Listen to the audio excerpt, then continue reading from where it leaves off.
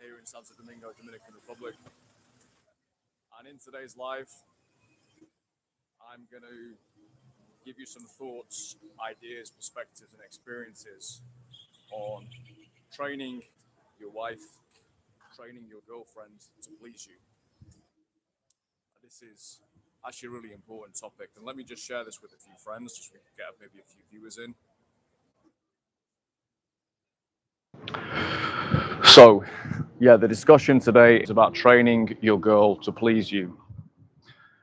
I imagine many men would feel guilty for clicking on a title like this, would feel they were about to listen to some incendiary remarks, maybe from some kind of a man hater, a woman hater rather, vicious man who despises women. Actually, the opposite is the case. As you can obviously see, my channel, I spend a lot of time with women on my channel. I help guys to get girlfriends, beautiful relationships, and I share all this knowledge, which was hard fought in my case to gain. I'm 40 years old. I started going out doing cold approach at 15. My first approaches were in a club called Kingdom Nightclub in Sheffield, where I met my first girlfriend. So I lost my opportunity at 15. And I've been in and out of this game ever since, figuring things out. So on this channel, I just share everything. And I've been with women from many different countries. I've done a few countbacks. It's definitely more than 30. I don't know. It's really not about the number. Even if it was just 5 or 6, that would be more than enough. It's about what you take from these relationships and what you actually learn. And so my principles are based on my life experience. I'm not stood in front of a whiteboard. You see me in infields all the time. And it's also based and underpinned by history, sociology, and evolutionary psychology. And so what I'm about to tell you today, how to train your girlfriend, how to train your wife. So first of all, let's just underline and underscore the importance of Paul. How are you, mate? How are you? Just let me know if the volume's okay, mate. If you don't mind. I've got the mics on, but you're never quite sure. But the first thing I want to just outline is the importance of actually training your girlfriend, actually training her. There's kind of 2 types of girls. There's girls who come somewhat pre-trained, pre-packaged, where they've got a family and a culture where they know there's certain things that are expected of them as a woman, as a wife, that they're going to have to bring to a relationship. There are other cultures, such as many Western countries now, the US, to an extent the UK and Western Europe, depends obviously on the country, where they're not so aware of that. And unfortunately for them, it's a sense of no soy tan joven, ma. Unfortunately for them, it's a sense of kind of get a false sense of empowerment. They think they're in a battle against men. It's obviously a little bit strange. And what happens to them almost without exception is they either end up with very, very weak men, or if they can't stand that, and a lot of them can't, they end up about 31, 32, 33 years old, really getting very desperate. And I think it's pride and, etc. They won't actually ever admit we were sold a line of shit. That's what's happening to the younger millennial girls right now. I'm seeing it with my own eyes. So it's actually to their benefit if you learn to train them. But I would prefer you guys, in terms of selection, I would prefer you guys to get with a girl who is open-minded, not completely brainwashed by the bullshit, or she's from a country where there's already this expectation. And the importance of this is you can love your girl, you can love your girlfriends, you can love your wife, but that's not going to be enough to be with her. She needs to be effective. She needs to be an effective partner. And that means she needs to be practically a practical assistant to you. And she also needs to actually please you emotionally. Saludos, saludos. She actually needs to please you emotionally as well. And if that isn't the case, if that doesn't transpire, you're going to end up becoming resentful. You're probably going to leave her, or the relationship is going to degrade. So it's on both of your, to both of your advantages to train your woman. The last thing I'll say on this, you know, there's this saying, happy wife, happy life, which is about, great, cheers, mate, cheers for the volume comment. There's this saying, you know, happy wife, I'll stay on these streets where it's a bit quieter. But yeah, this is Santo Domingo, lovely little park here. This park, actually, on a quick tangent, was the scene of one of my most depressing experiences in all of my, these are pre my cold approach days. I was dating a really nice girl I'd met on Tinder, and I was also dating the secretary of the office that I was working in. And I was on this it was that bench there, where that guy sat. I was on that bench there with a girl from Tinder. And I've been seeing them both simultaneously for about 6-7 months. It was actually the first time I was in love with, I don't fall in love very easy. I was in love with 2 women at the same time. And the other one, she'd just been out. She invited me out to the theater. I didn't go because I was with this one. And after the theater, she came out to this fucking park. And she looked so beautiful as well. She had this lovely dress on. They were totally different types of girls. One of them was very extremely curvy, like extreme, incredible body. Honestly, it was, I think, the best I've ever seen. It was just like, you wouldn't necessarily think it to look at her in clothes, but then if you saw her in a bikini or you got her naked, it was like shooting heroin. And she was into dance, she was into kizomba. She was just my little nighttime geisha. And then the other one was very bright, very intelligent, great conversation, also attractive as well. And very practical as well. She was like she did a lot of things to improve my life. She was a really good cook. They were both good cooks. The girls just completely blew me away. Both girls completely blew me away. I was 35. I just realized I've never met a woman before. What is passing for a woman is basically a beta woman. And so, yeah, these girls both blew me away.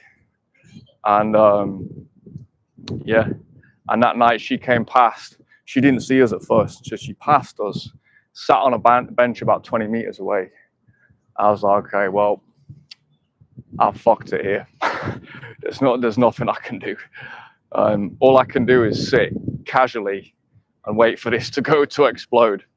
And she was on the phone at first, and then she must have seen me and the Tinder girl.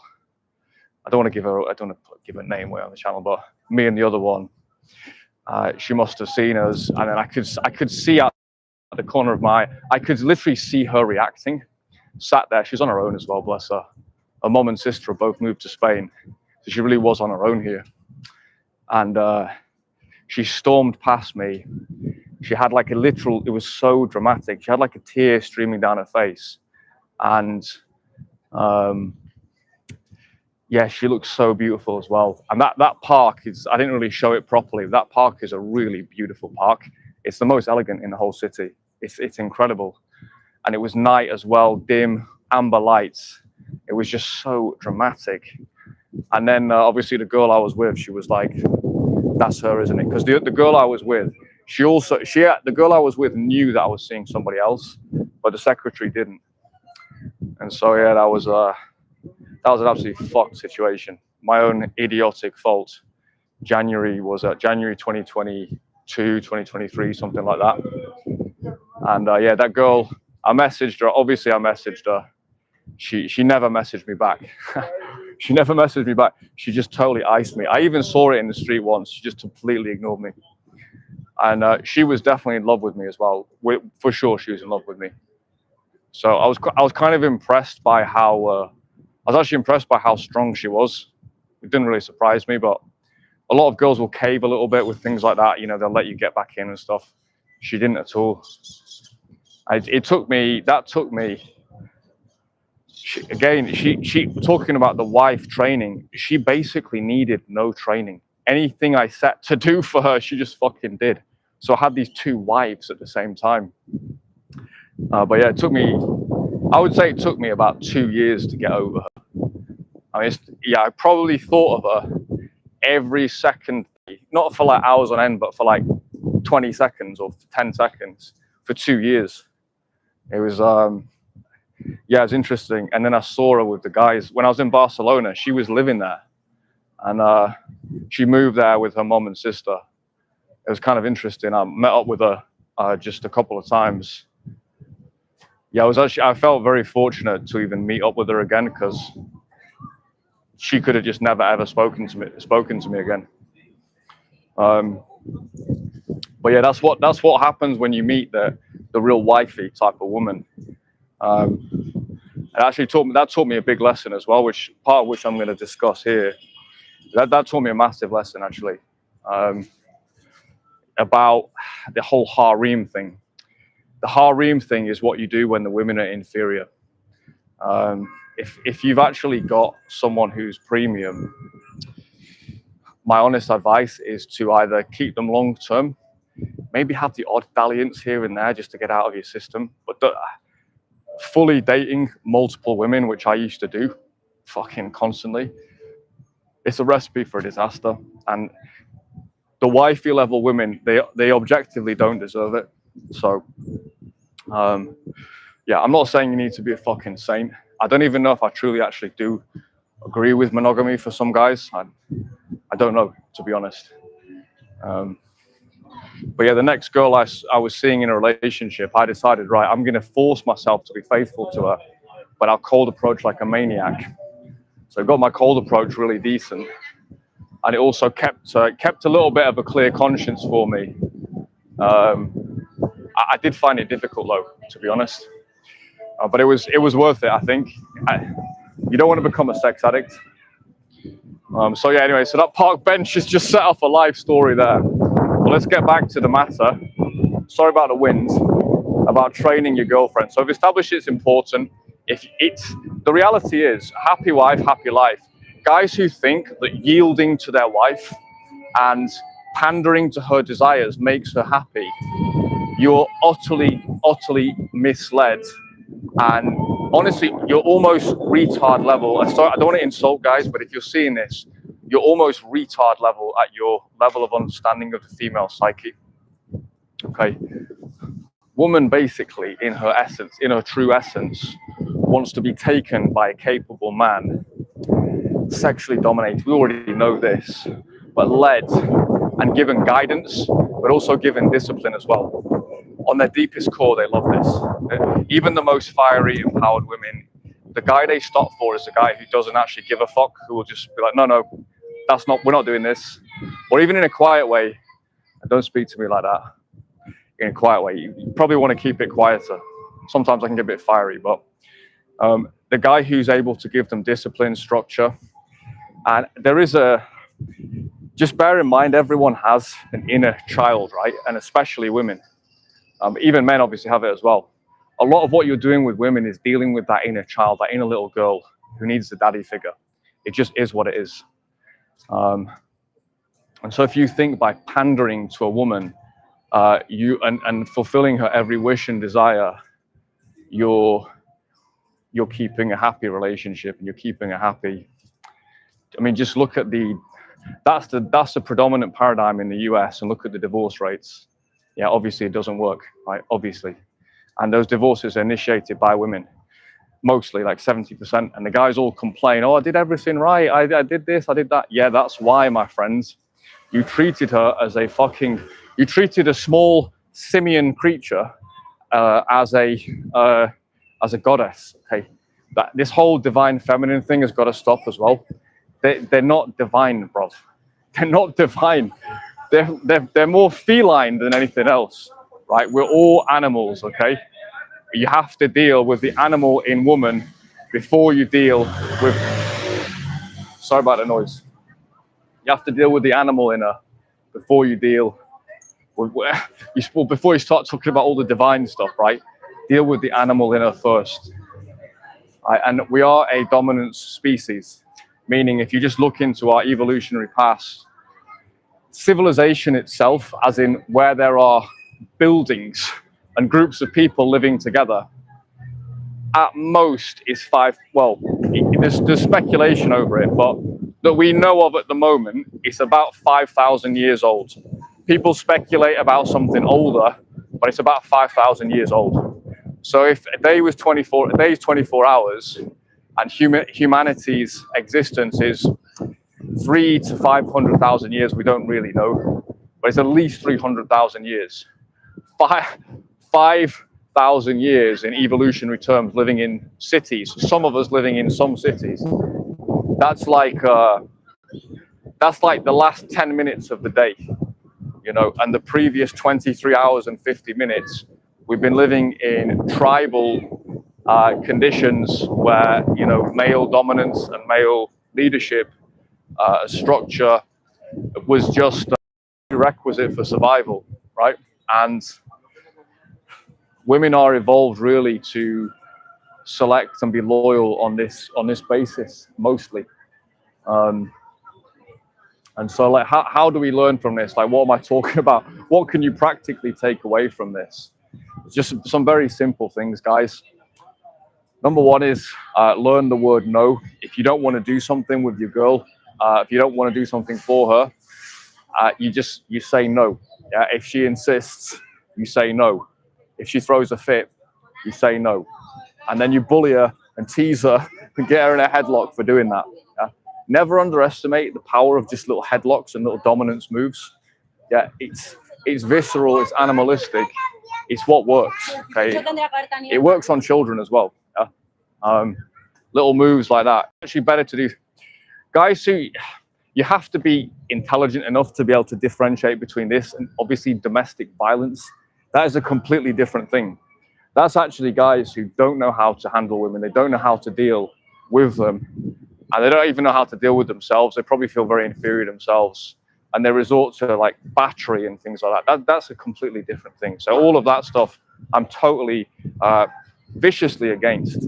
I don't like any of that stuff. But at the same time, you do have to put her in her place. She is second in command. Yeah. So essentially,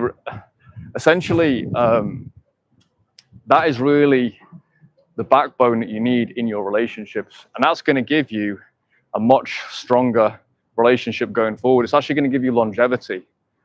Yeah.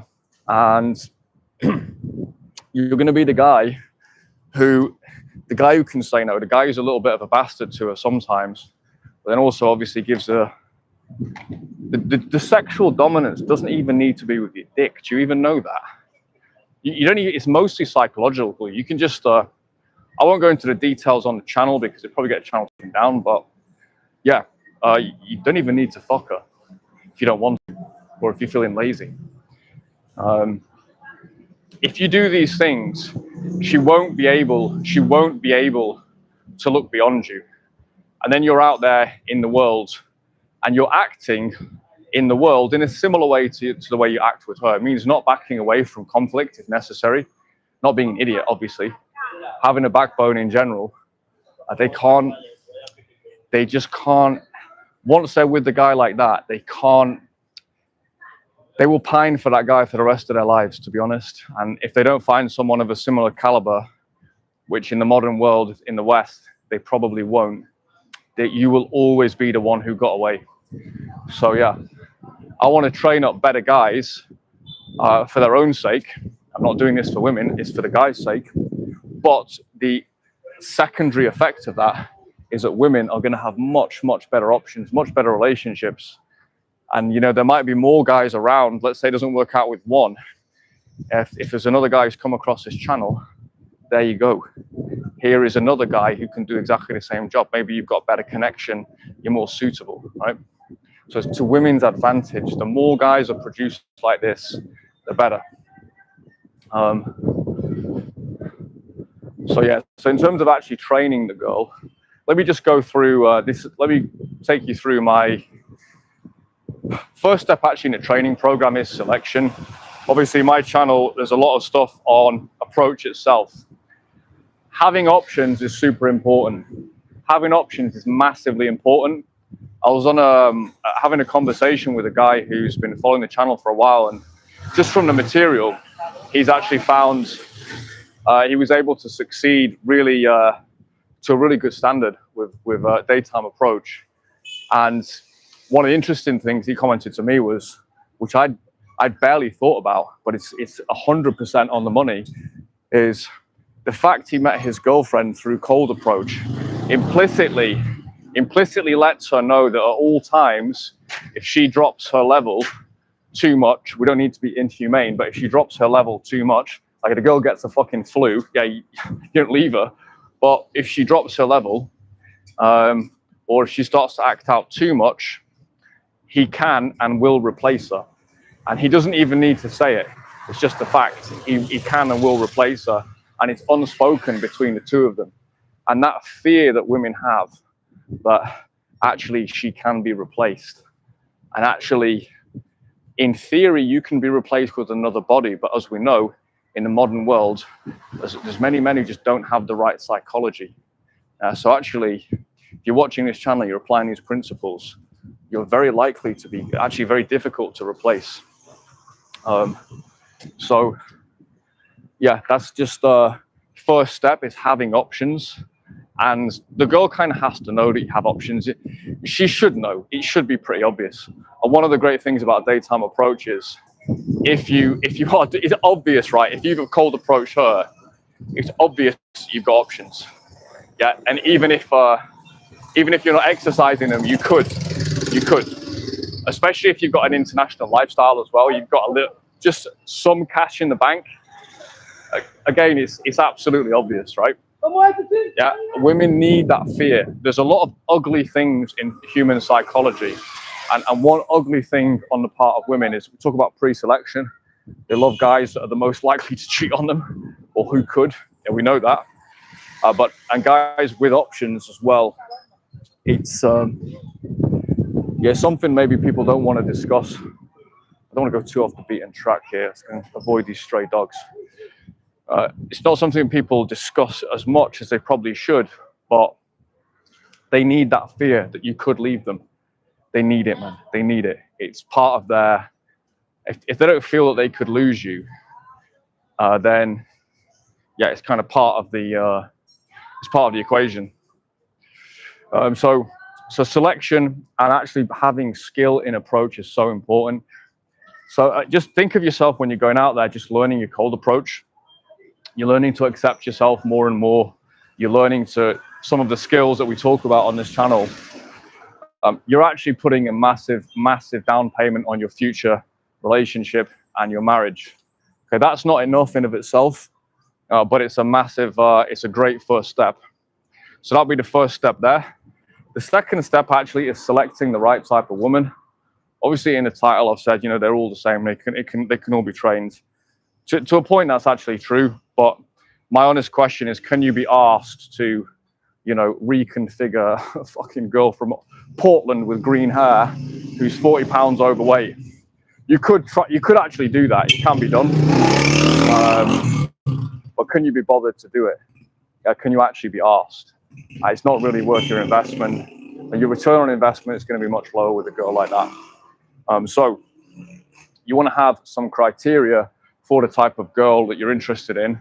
Let's not just pick it out of the sky. Let's start getting out there, getting experiences, and you can actually start to feel what you like, what you respond to, what kind of girls you feel like maybe even sometimes you're afraid to approach. Their beauty kind of pushes you out of your comfort zone.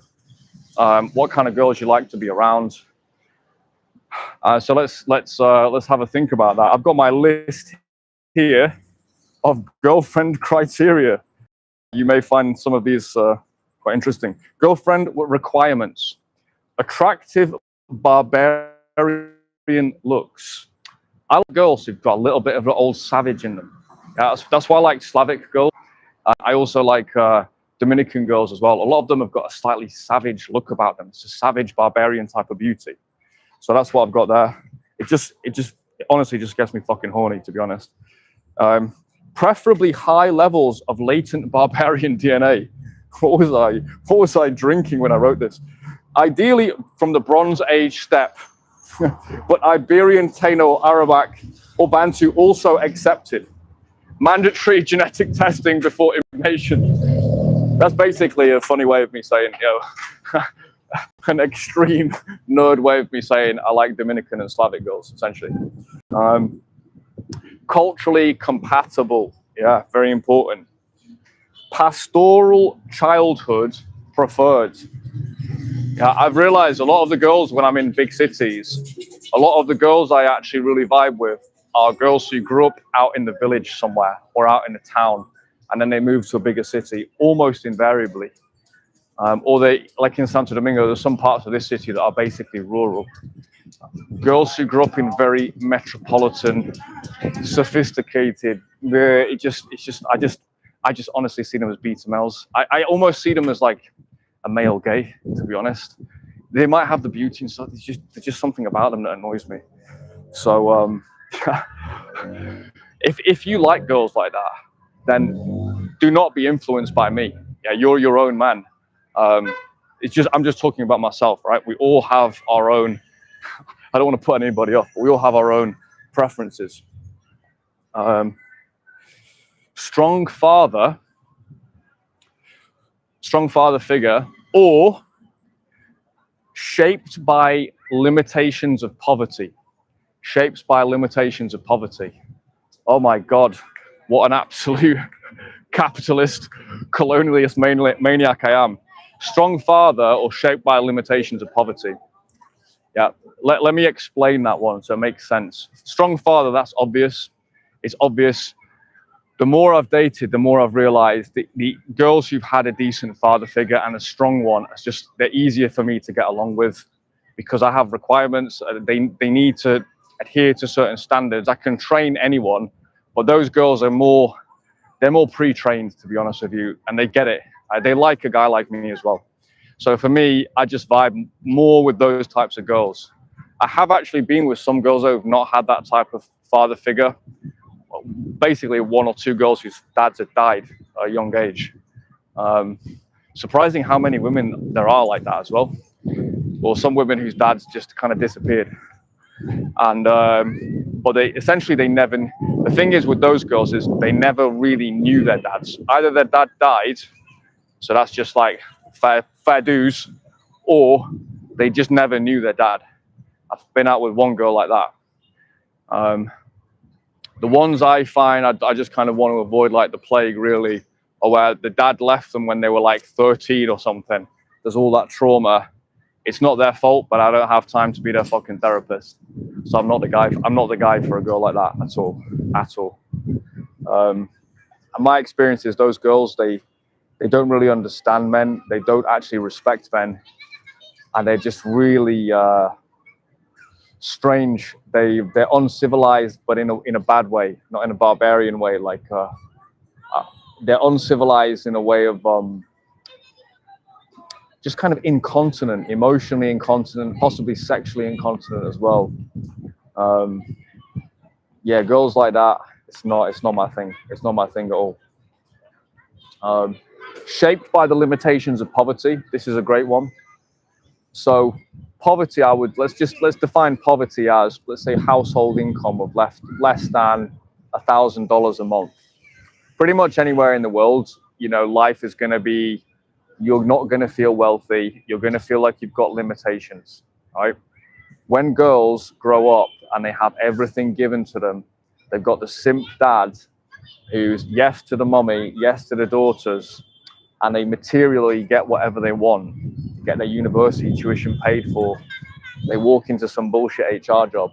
What kind of human do you think is produced by that? What kind of person gets produced by that? Yeah. Is that the type of person who's going to be a ride or die girl? Is that the type of person who, when we get a power cut, it's no big deal, we just get the candles out. We've got the stove, we can get stuff, we can cook stuff. Or even if I'm back in the UK, I've got a business situation. I used to run let's call it, I don't even know, essentially a mini hotel, for want of a better phrase, for about 3 or 4 summers. And basically a B&B, and like, let's say my cleaners, fucking shit English cleaners, don't show up. I call the girl and she's like, yeah, I'm just finishing. The beautician's like, yeah, I've got a guest coming in like 3 hours, and it's just no questions asked. They just come and help. We fucking clean the whole place. They basically do it for me, to be honest. I'm shit at cleaning, but I do my best in those situations anyway.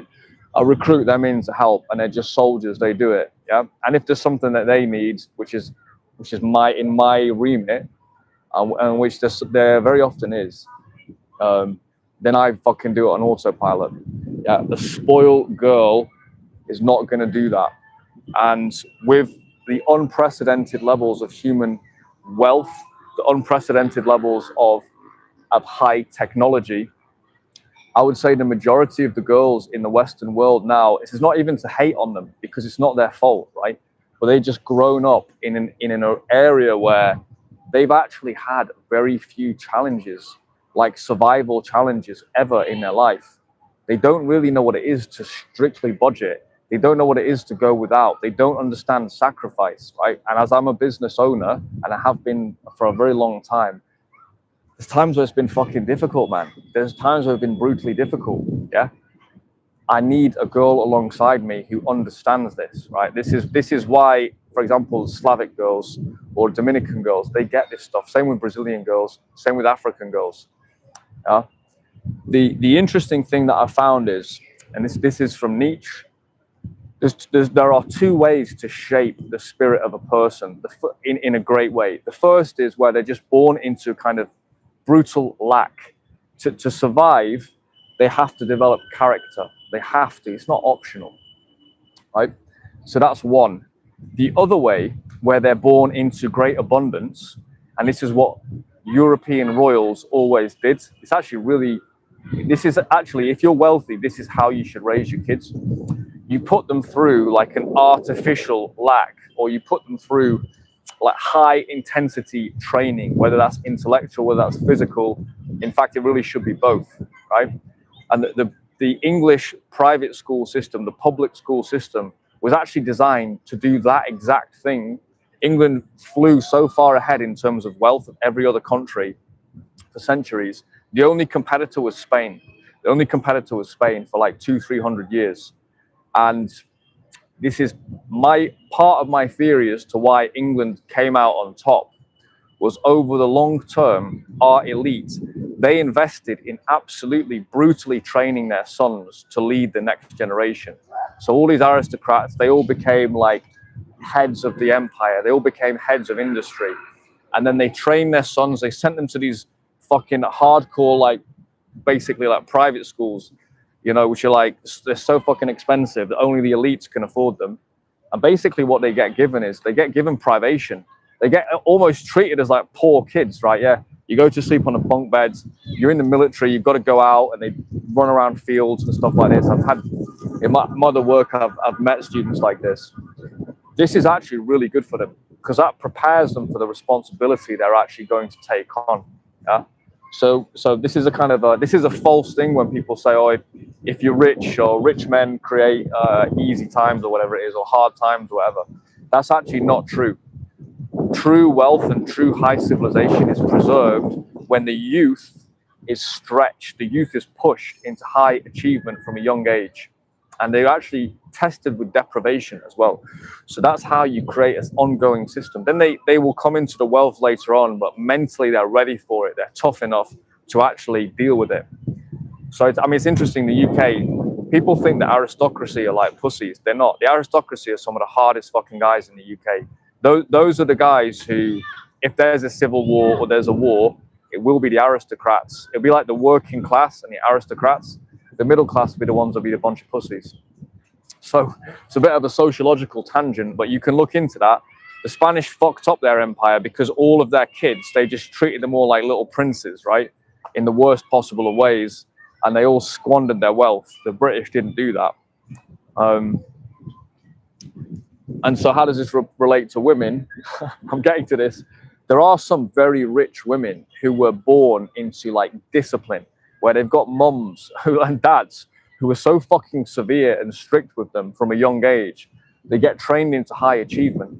So they've actually been given deprivation. It's artificially induced, but it has the same effect.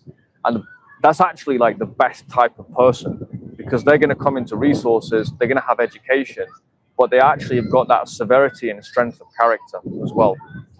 So those are two ways to get a high quality person. One can just be like brutal survival, which is good, and that creates humility. And the other is from a young age, they're pushed into like high achievement. One of my friends married a Ukrainian girl who was like this. Her mom was a Ukrainian politician. Her dad was a Ukrainian businessman. She was elite, but from a young age, she was going to like university in France when she was like 16. This is fucking ridiculous. From a young age, she was like pushed into high academia and everything like that. They now run multiple businesses together. They just had a child together. And that's your perfect example, right? Of where the girl's not spoiled at all. She's fucking hardworking as fuck. And she's a soldier, basically. She's an absolute soldier. Yeah. And that's because of the way she was raised. But yeah, how many people these days are raising their kids in that way? Not enough. And so it just creates this generation of soft, wishy-washy idiots. And the women, you're gonna have to train them up, man. You're gonna have to train them up. Let's go through my other criteria. This is gonna be a long live, this one, but that's all right. It's gonna be a good one. What are my other criteria here? So, pastoral childhood, preferred strong father figure, or shaped by limitations of poverty. Highly intelligent or brainless. Midwifery denied. Yeah, I either like want a girl who's very intelligent or like pretty kind of brainless in the conventional sense, but like very instinctively womanish. Both of those are fine for me. Midwit type women, they just annoy me. I can't be bothered with them. I want one end or the other. I want a lecturer, or I want a fucking stripper. Yeah, or either of them. I'm going to make them into my geisha anyway. Cooking abilities, that's very important for me. It's pretty high up. It is. I said it's a deal breaker. It's close to a deal breaker. I was doing the negotiation. I was in a negotiation on Saturday with this model, the model with tits that are too big to be a model. And she said, she's like, she does everything. She's the cleanest person in the world, but she doesn't cook. She hates cooking. I was like, I mean, you are a supermodel. We might be able to settle on getting a chef, but I'm not doing the cooking if you're living with me. So it's quite funny. It's our first date. We're doing negotiations like that. Dancing abilities, very important. Graceful women know how to dance. It's really important. Again, this goes back to, training women in the noble arts. If they're not peasant women who are naturally shaped by their environment, they need to be trained. Women should be put into dance and ballet from a young age. It's very important for them. Have grace, posture, respect for my time. That's an obvious one. Girls who just waste unnecessary time, I'm not going to do it. I've done it in the past. It's one reason why now I'm not so keen to fully date a girl who's at university. I've done it in the past, in my late 20s and even early 30s. The problem is some of those girls, they don't really understand the value of time. And so they can be time wasters. Yeah, sometimes there was actually, so I'll talk about one of my fails actually this week. There was a girl I was going back and forth with who's actually very attractive. I met in a mall in Santiago. And I kind of was like, all right, when I come back to Santiago, let's go to this venue. Let's go to this place. And she goes, maybe. And I was kind of like, rather than just laughing and just ignoring her and then messaging her like the day before, which was the move. I think I had too much caffeine that day. And I was like, don't tell me maybe. It's yes or no. If the answer is no, I'll just take somebody else. Which is just, it's a very puerile thing to do, and it sounds cool in the moment. Yeah, I can replace you, which is true. Ultimately, that was a stupid thing to do. But I think the thing that got to me, I was like, I feel like this girl may be wasting my time. I'm not sure. She sends me voice notes and stuff, so I'm not really sure. But yeah, the lack of respect for my time I found a bit irritating. But actually, I should have just treated her like a child and just ignored it. So yes, I still make mistakes sometimes, particularly if I'm tired or I've had a long day or fucking had too much caffeine or something. Next up, knitting ability. Yeah, this is not to be underestimated. Back in the day, pretty much all women could knit. I would recommend getting your girlfriend on a knitting course. I'm actually serious about that. There's something very therapeutic for women about knitting. I don't know what it is. They've got like the hands for it as well. Willing to be trained in my Geisha school of sensual eroticism. So is she willing to be trained? If she's not good already, I can train her. Is she willing to be trained? Yeah, my ex, she was not very experienced. She'd only been with 2 guys before me, and they hadn't really been very long term. So she wasn't very experienced. And I basically just trained her. And she became a full-on Geisha. She was amazing. Capable of administrating my tropical private island breeding program. Yeah, so now the demands are getting higher, right? I need some secretarial skills for when I begin Project Respawn. It's my Project Respawn. We're going to repopulate Western Europe. Yeah, I'm striking up a deal with Virgin Atlantic and Airbus. I'm getting resorts ready. I'm getting the thousands of Siberian beauties ready. I'm getting the war brides ready for all of my Western guys. I'm going to train them up, and then I'm going to unleash them in a fury of approach and seduction in my sensual resorts in the tropics here. And I need a woman who's going to be able to administrate that. If I need to go shooting for the day, she needs to be administrating that. Okay, so tropical island breeding program. She needs some secretarial experience for this. Agrees to marriage burial in the family pyramid to begin construction on my 65th birthday. Okay, so there we go. She's got to be buried in the same family pyramid. I'm going to be buried in a pyramid. Insists on committing honor seppuku in the event of my death. Obviously, if I get killed in battle, she must commit seppuku. Supports my inheritance program, which is going to be ritualistic combat between adult sons to decide ownership of the state. Yep, we'll decide a form of ritualistic combat. It won't be to the death. I'm not an Ottoman. I'm not a savage, but they will have to fight. We'll devise some kind of scoring system. Maybe I'll entrust my closest advisors. If they all fight with great bravery and honor, then I will divide the estates fairly, even amongst the guys who lose. But if they pussy out, then I'm sorry. Then they will get disinherited. Supports my regime of daughters being trained in dance, piano, catwalk posture, and also firearms. Yeah, I do want my daughters to be able to shoot. Obviously, my sons will as well. Contracted marriages with suitable members of Bratva or their sons will be sought upon the girls turning 21. Yeah, so there we go. So I'm going to have a regime. I'll be marrying off my daughters like Genghis Khan did to all of my allies. And that way the Bratva will spread, Bratvarti will spread across the entire planet. So, as you can see, as time went on this list, my ambitions got a little bit excessive.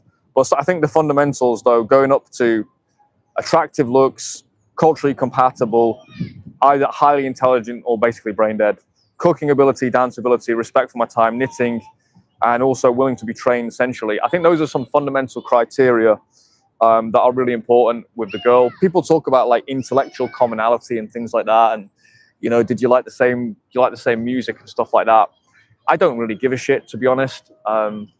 That can be especially with music, it can be good because it means the girl's got my musical sensuality, which is good. But did she watch the same programs as me? No, I don't care. My ex was obsessed with like Chinese soap operas. I don't give a shit at all. What's it got to do with me? I don't care. So it's more like the fundamental qualities that are important. You want a girl who's like willing to be trained. And if a girl is not kind of willing to come into your world and be your first mate, I just think you should be able to kind of bully her and tease her into it over time. But if it's very, very resistant, you have to ask a question, would I just be better off with someone else? You've only got one life.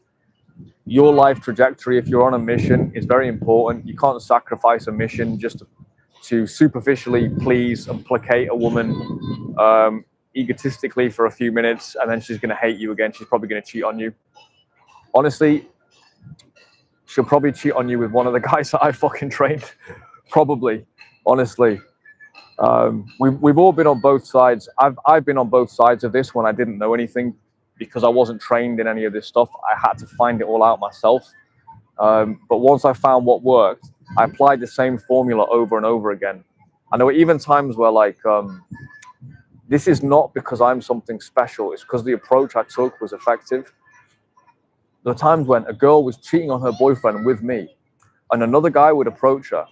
And she told me she didn't want to get with the other guy because she was thinking about being faithful to me. And that's so interesting. And it kind of just shows how ruthless biology is. Biology doesn't care about, social norms. And that's why it's very important to get this stuff right. So that happy wife, happy life stuff, that's got to go right out the window. It's got to go right out the window. Bring your inner barbarian, train the girl up. So ways to train her, just start setting her tasks. Start setting her tasks to cook things. You just start working on something on your laptop and just tell her to cook something. If she doesn't know how to cook, that's pretty questionable. I'll maybe think about, if you really like the girl, maybe get her like some cooking lessons. I'm actually being serious about that. It's a worthwhile investment. But just set her tasks. So while you're working, you know, while, like for example, Paul, if you're, if you're, I know I was feeling a bit eccentric at the end of that list. Started to push the boat out a little bit. You got to think big, man. You got to think big.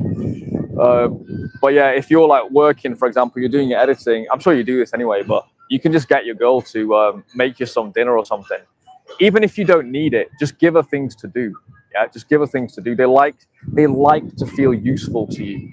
Yeah, they want to feel like they're owning you. You're not an easy guy, and they have to earn you. Yeah, we like what we invest in, and we like what we earn. Okay, women like men that they have to please, they have to invest in. Guys who are demanding, yeah, who demand high standards, but not in a spoiled little brat way. You just do it very casually. You know, just make it, you know, just do something. It's just very low key. It's very, very low key the way this is done. I don't want people to misinterpret what I'm saying. I'm not a guy who's ranting and raving and like being an ogre with women. The total opposite. It's really just low key. I'll just start working and I'm just like, yeah, the stuff's there. What are you good at cooking? Hopefully they tell me something they're good at and then they just start doing it. Most girls will love to do it as well. Most normal girls will love to do that. Yeah, it's the way that they can contribute to your life. So in the way that we might want to show off, like might want to take the girl out to have a good time, you know, a good restaurant or something now and then, or a good experience. The way that men want to show off in that way, a normal woman wants to show off her domestic skills. If she doesn't, again, it's probably going to be the case with probably a lot of Western girls, probably a lot of American girls. If she doesn't do that, it's a little bit like a guy being like, yeah, I can just kind of sit on my sofa smoking weed. Why do I need to do anything? Like, you should just love me for me. It's kind of the equivalent to that, and it's unfortunate because it reduces our ability to be competitive, and it's a very competitive market for women, and they have less time than men as well. So it's just unfortunate for them, to be honest. But most normal women, let's say all of Latin America, most of the Slavic world, Asia, Africa, all of that, they pretty much will compete on domestic skills. It's a big value add for them. Even I know girls who are graduates from the top universities, and I mean the fucking top in the UK, who met a guy like there, and they live with the guy, and even though they're like in a peak job and they're in a peak situation, they've got like very high levels of education, like extremely high levels. I remember this one girl, she still said like, yeah, I put in his shirts and like put his socks and his pants out for him every morning. And it's basically like, she said, a guy's not going to stay with me otherwise. A guy's not going to want me otherwise. And this is an attractive girl who was like peak of the marketplace, much more peak than she did human sciences at Oxford, right? So like she basically an Oxford anthropologist, and she said this, right? And now she works in like pharmaceuticals. She said this, right? So all these girls who think their fucking career in recruitment fucking counts for something to a guy, it's just delusional, right? And guess what? She's married with 3 children to that guy. I think they're worth a fortune between them as well. Worth an absolute fortune because they both got good jobs. He's got an even more, I think, better, even more than she has. So that'll be just another example. That girl's an intelligent girl, right? That's part of the intelligence. Yeah, the very smart girls, they actually get it. It's like being a smart guy. You don't get to just be a pussy just because you're intelligent. Oh, it means I don't have to take the initiative. I don't have to lead. I don't have to do any of this dominance-based stuff because I'm intelligent. Well, you still have to do it. You can do it in a quiet way, but you still have to do it, you know? So yeah, so set your girl tasks, make her kind of earn it for you. Other things as well, get her to, sometimes when you take her out, tell her what to wear, tell her like something very, very specific to wear, or tell her you want to go somewhere and you want her to look in a style XYZ. I find that's really effective as well. It kind of gets them, again, it gets them to want to impress you. and you're a guy who you make a demand, they just love to follow command, like they love to follow commands basically, you know, by their own volition though.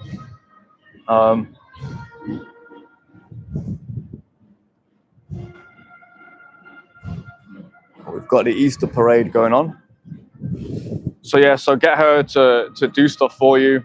It's pretty easy, to be honest. If you're doing some of these basics here, you're leading from the front. Also in terms of organization, sorry about the wind. What is going on with the wind today? In terms of organization, you should be organizing about 80% of the activities. You know, again, guys complain about how their wife organizes everything. Women like that, they're just fucking annoying, to be honest. Like they end up being fucking divorced and cheated on. Like girls who they want to organize everything. Just no, we're not doing that.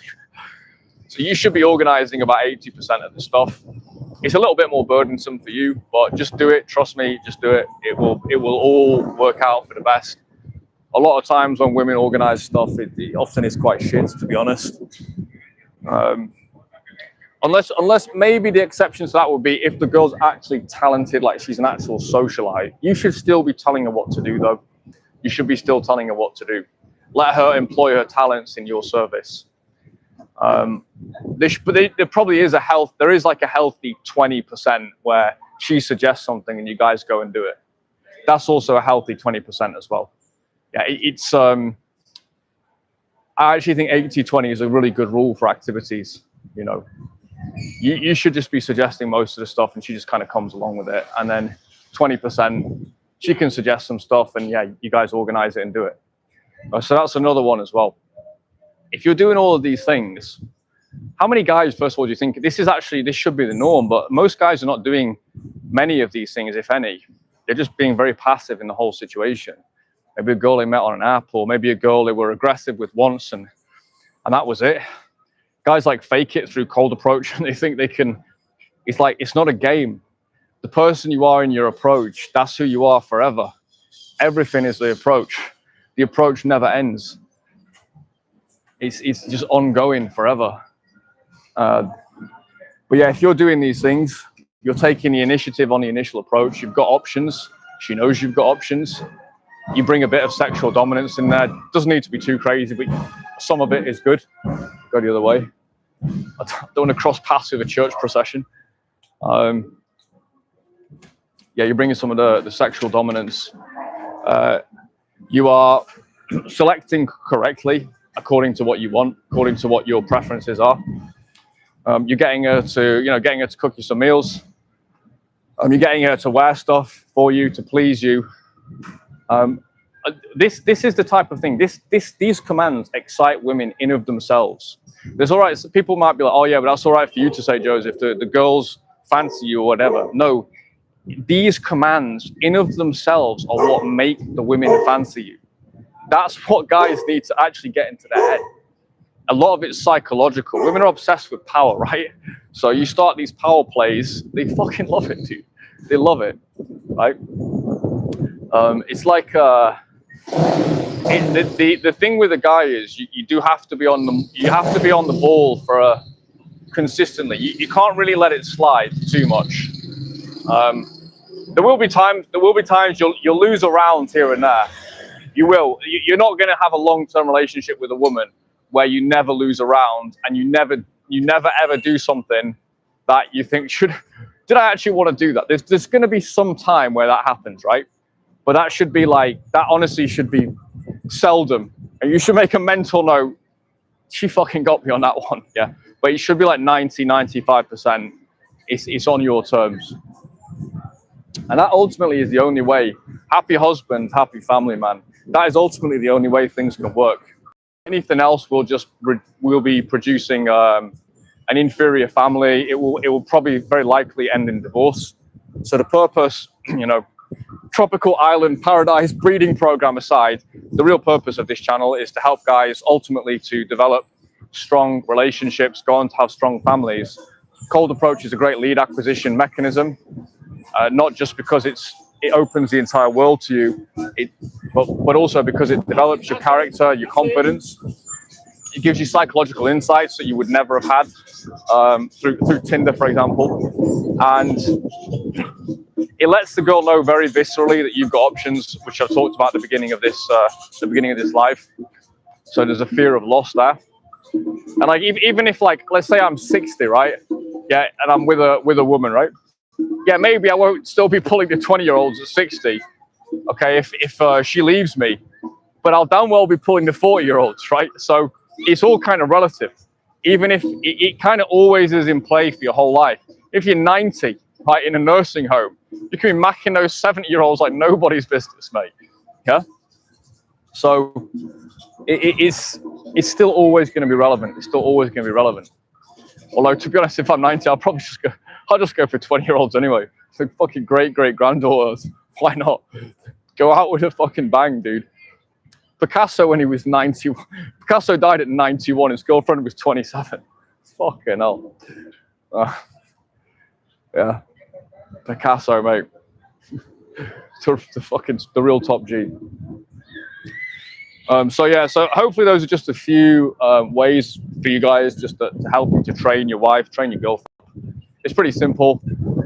And the other side to this is obviously you have the firm aspect, but you also have there's a loving aspect to it as well. Like, you need both, okay?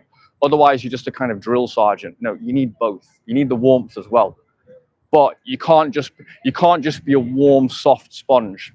And this is I'll just finish on this. This is actually where Christian guys have got it wrong, extremely wrong.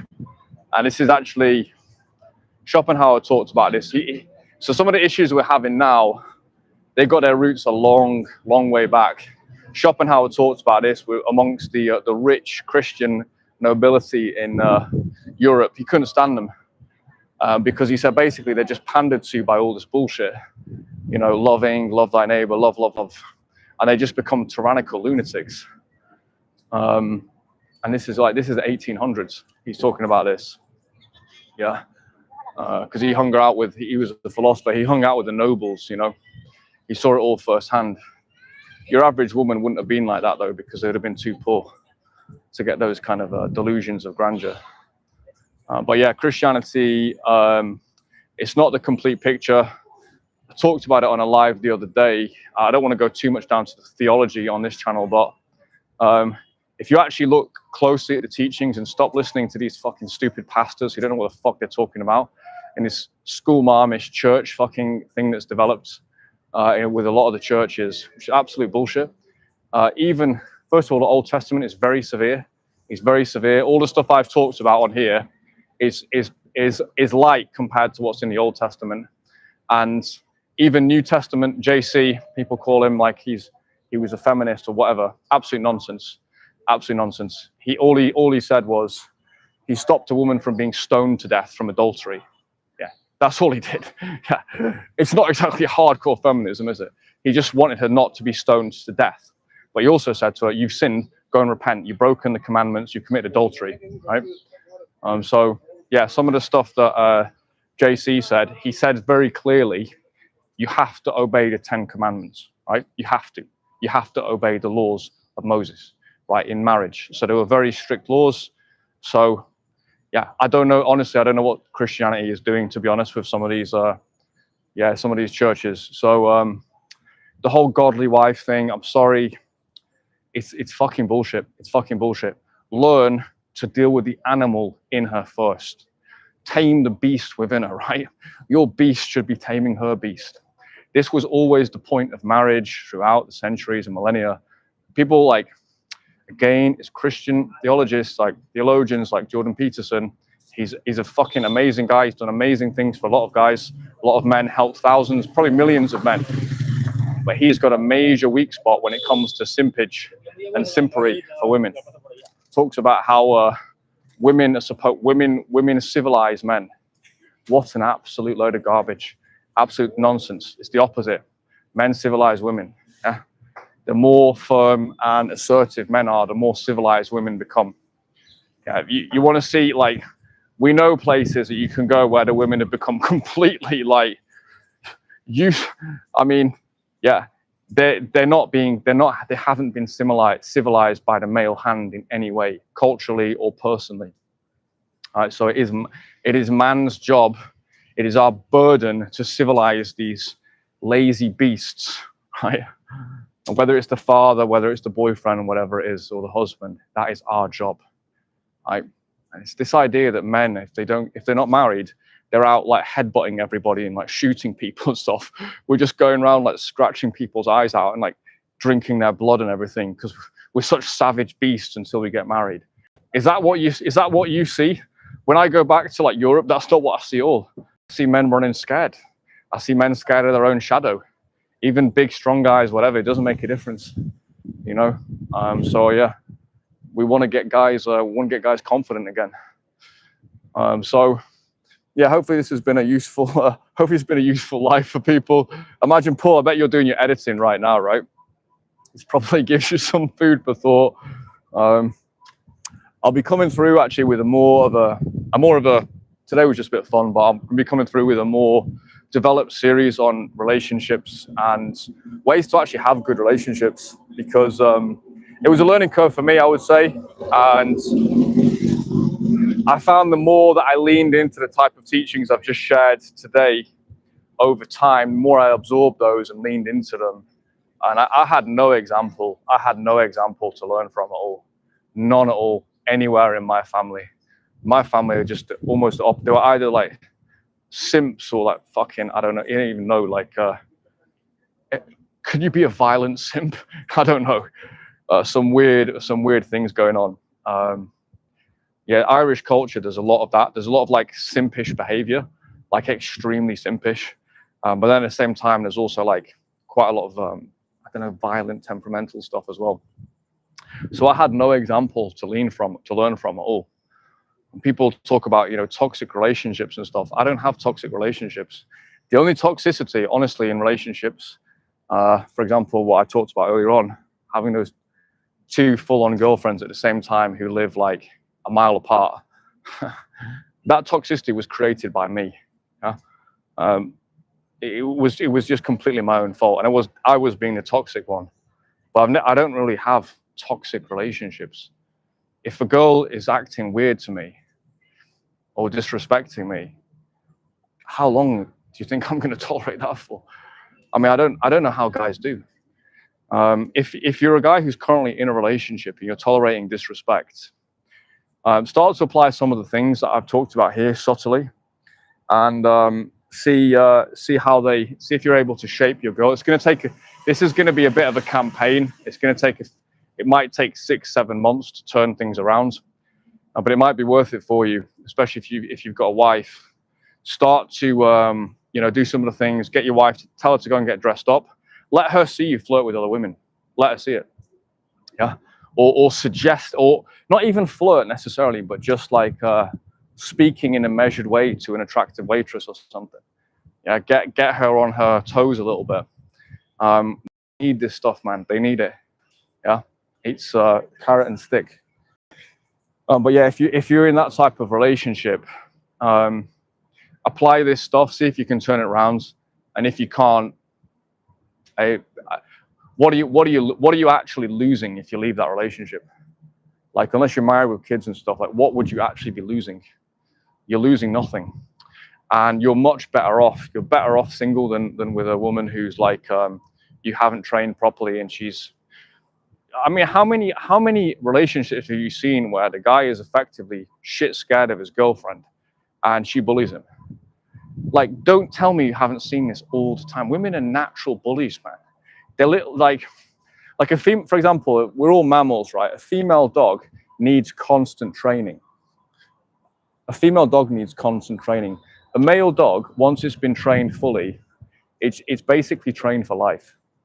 Whereas a female dog needs constant training, constant discipline. I think it's kind of the same with men and women. You know, like you take a full-on thug lunatic, who's raised in like fucking Chechnya in the war or something. Like, he ain't ever getting civilized, dude. It's not possible. But if you take a young man and then he's civilized and, you know, through his life, he's going to be civilized for his whole life. He's not suddenly going to become a gangbanger at age like 40 or something. Whereas I feel like women, they kind of need a constant, male hand, you know, guiding them through. It's our burden, for God's sakes. We have to do it for humanity. So yeah, everything I've just said in this live is mostly stuff that guys in some parts of the world, Dominican, they know a lot of this stuff. Guys in Eastern Europe, they know a lot of this stuff. Not fully, maybe not some of the backgrounds to it, but they kind of know it. But a lot of guys in the West, unfortunately, this stuff is almost like thought crime. You probably have to, if your girlfriend saw you, she'd probably break up with you, right? She saw you watching this video, right? You have to apply these principles and just do it secretively. Don't let her know that you learn it on the internet. But this is the kind of thing that actually keeps relationships together. It's the kind of thing, you know, how do you want your son to see you and your wife interacting, or your daughter? How do you want all of that to work as you go through life and you have these important milestones? So that is actually what this is all about. It's really not about just well, it is obviously about getting women and sexual experiences and all of that, but I feel like that hardcore pickup artist and fantasy, whatever it was, I do think that sort of, it's not really the spirit of the times, I don't think, anymore.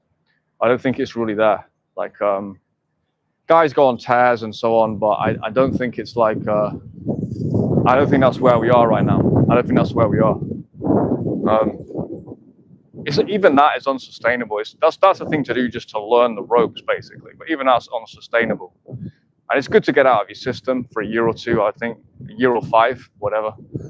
But I think most guys, they want to actually be in relationships, and they want to be in a relationship they want to be part of. You do not want to be in a relationship where you're just like the woman's bitch. I mean, you are much better off alone than that. I'm telling you. I'm telling you. It's not, the sex is not worth it. Sex is not worth it. It's not worth it, dude. And you don't actually need the girl. You don't need her. You're better off alone than being something like that.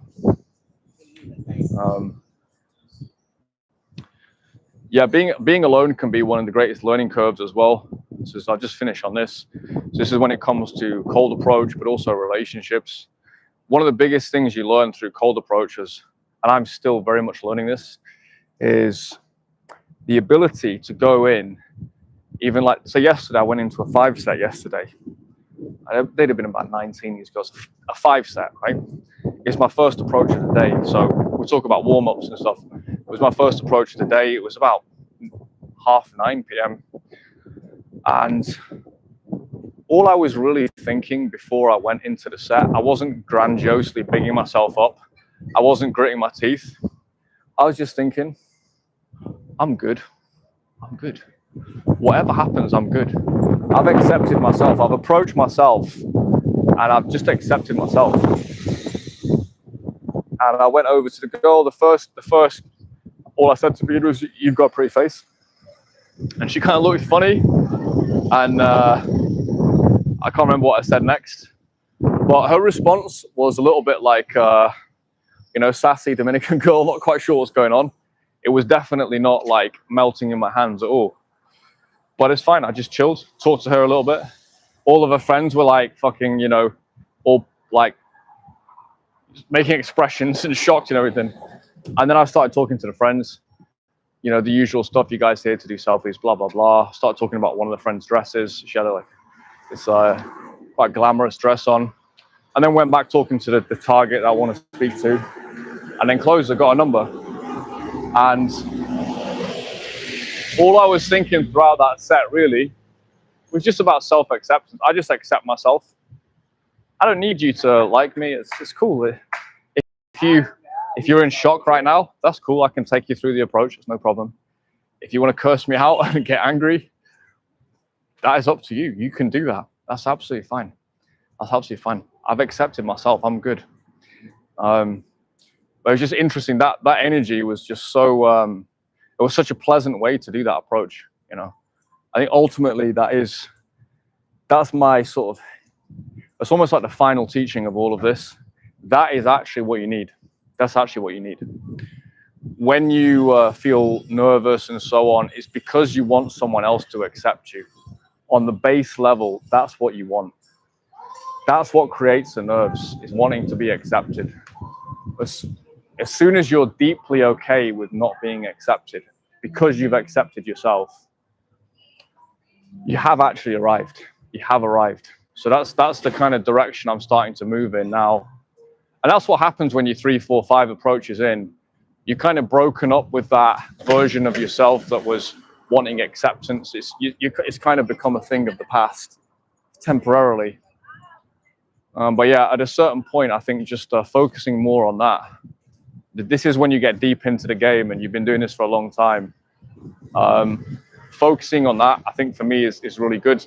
Different people are different. Different people have different hang-ups and sticking points. But for me, I think a lot of high achieving people, you wonder, is there something in me somewhere that just isn't self-accepting, which is partly a good thing because it always pushes me to the next goal. But at the same time, if you become aware of it, like maybe you can use it. I think certainly with women, you really do have to have just accepted yourself. Whatever happens, you're good, you're cool, you're absolutely cool with whatever. That's a much nicer place to come from than the constant nervousness and the constant games. You know, really all of that stuff is for when you're doing approach, but you still haven't really accepted yourself. And that is a normal part of the process, actually. A lot of guys this is how a lot of guys start out, definitely. It's definitely how I started out, you know. I think for me, the thing that was like, initially anyway, that got me, it was just the initial feeling of freedom. I think that was this sort of addicting thing to begin with. I think we'll finish on a little chat with some girls here. That's what these girls are saying. Permiso. Me encanta su vestido. Me gusta su vestido. A mí también. Me gusta mucho. Los dos, entonces. ¿Eso es tuyo? ¿Sí? ¿Qué tiene? ¿Qué edad tiene? ¿Qué edad tiene? ¿Un año? ¿Y ya está corriendo así? Ay, Dios mío.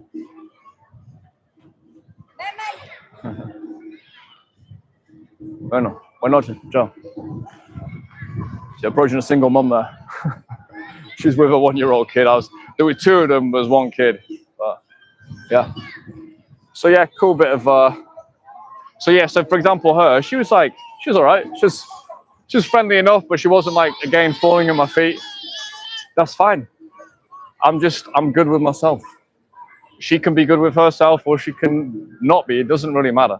The thing is, I'm good with myself. So yeah, we'll finish on that.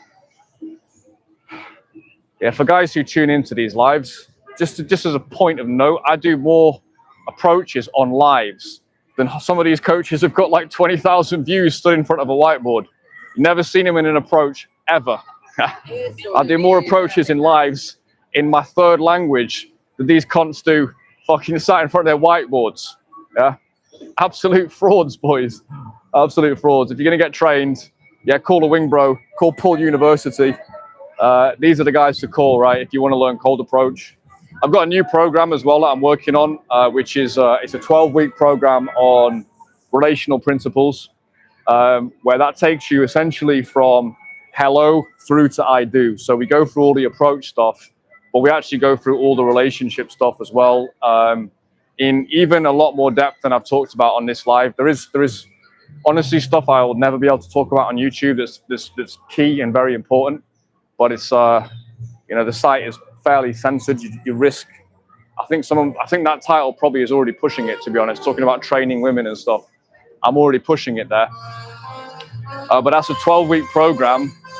It's a different style of program. It gives you a more long-term vision, really, and a long-term direction. And I'll give you weekly tasks through that program. And actually, that's a program I can deliver. Sorry, the noise. That's a program I can deliver from the island. We don't have to be together in person.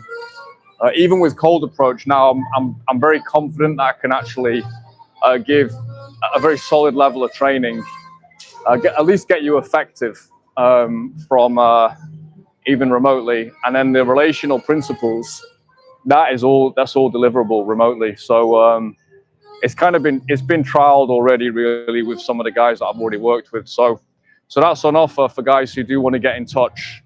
who just kind of want to sort this out, to be honest, want to sort this area of their life out. It took me 25 fucking years to learn some of this stuff. It really did. Across 20 different countries, all these different experiences, relationships, you know, and I understand why guys are failing, even very good guys, good looking guys, decent guys. They can't even get leads. And then when they get into relationships, they're floundering. They don't know what the fuck to do. The religious guys, they've got exactly the wrong teachings about, you know, about women and so on. And then the red pill doesn't really help either because it's just kind of seems too angry. You see me, I'm not angry. I love women. It's fine. I love myself. I love women. It's all good. I want guys I work with to have that type of attitude and to be producing a healthy world, healthy families. So maybe we don't need the island breeding program if this succeeds. But if that's something that you find interesting, you can get on Book a Call, calendly.com/wingbro. Links in the description. If you want to find out a little bit more about some of the things I do, you can also check out the website as well. That's down there. And yeah, I'm going to enjoy the rest of this evening under the stars here in Santo Domingo. The Caribbean dusk is just settling here. Paul, always good to have you on, mate. Always good to have you on. One of the true change makers in this space. Take it easy, boys. I'll catch you in the next one.